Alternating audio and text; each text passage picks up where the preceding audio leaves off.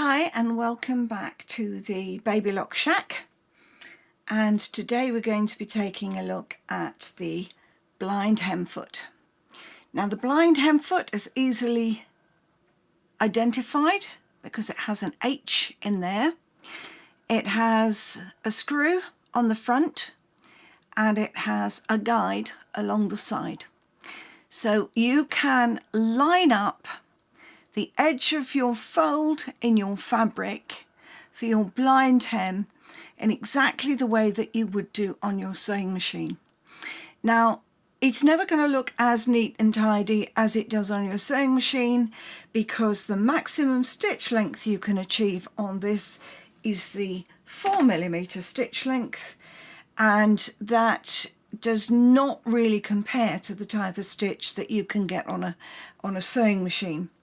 So what we have to do is line up the edge of the guide so that your needle goes just into the fold in the fabric. I'll show you how to do that in a minute. But first off, we need to thread this machine for a 2-thread flat lock. So to set up for the blind hem foot, we need to use a 2-thread flat lock. So first off, I close the tubes and we're going to use the lower looper, making sure of course that the foot is up.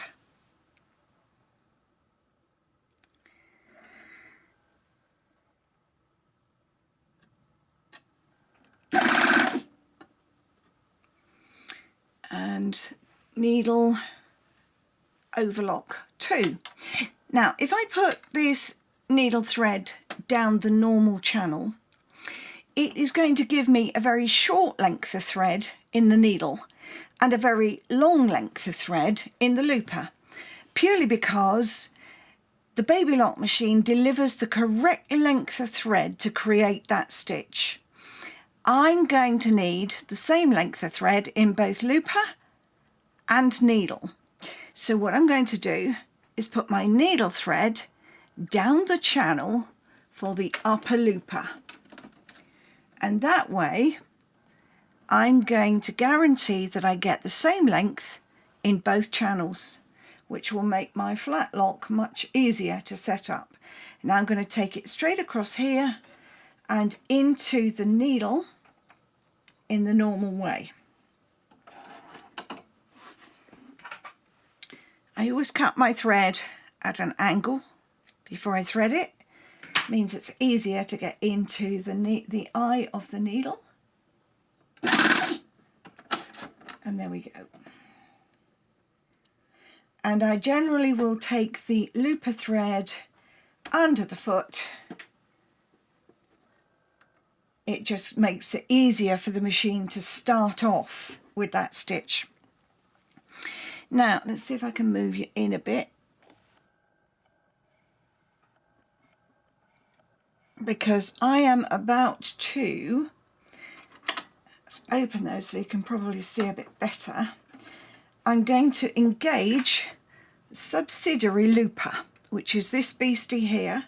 So I pull it back and flip it over.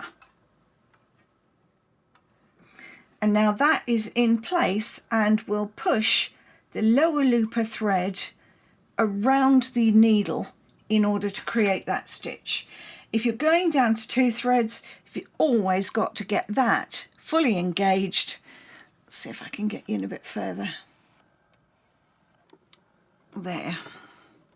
So you can get that fully engaged like so. I'm going to do it again so you can see. Take it out, flip it over, make sure it's engaged.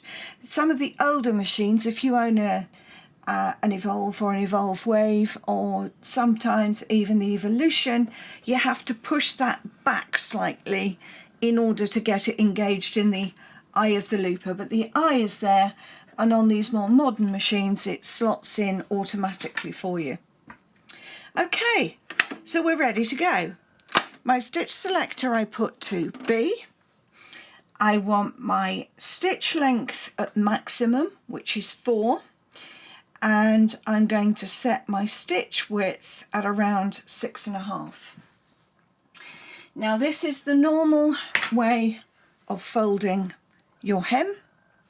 So you fold it up in the normal way and then back on itself.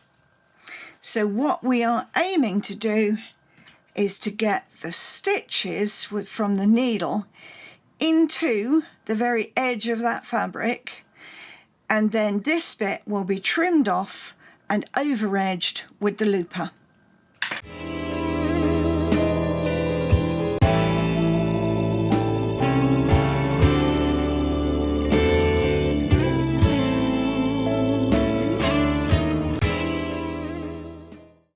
So we need to, and I might add, if I'm doing woven fabric, I will press it first. This is a stretch Ponte Roma.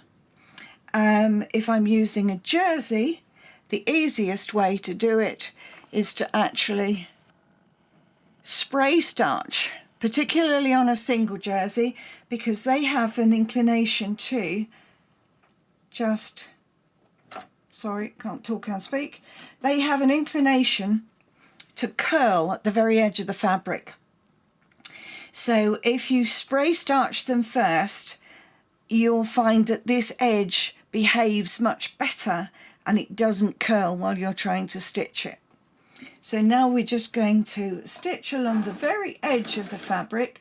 Obviously, I don't recommend that you do it in a very bright contrast colour as I'm doing here, but you're better off doing it with a matching thread colour. Sorry, slight lapse of concentration then, because I was watching what I was doing. Should have trimmed that because it's crawling along over the top.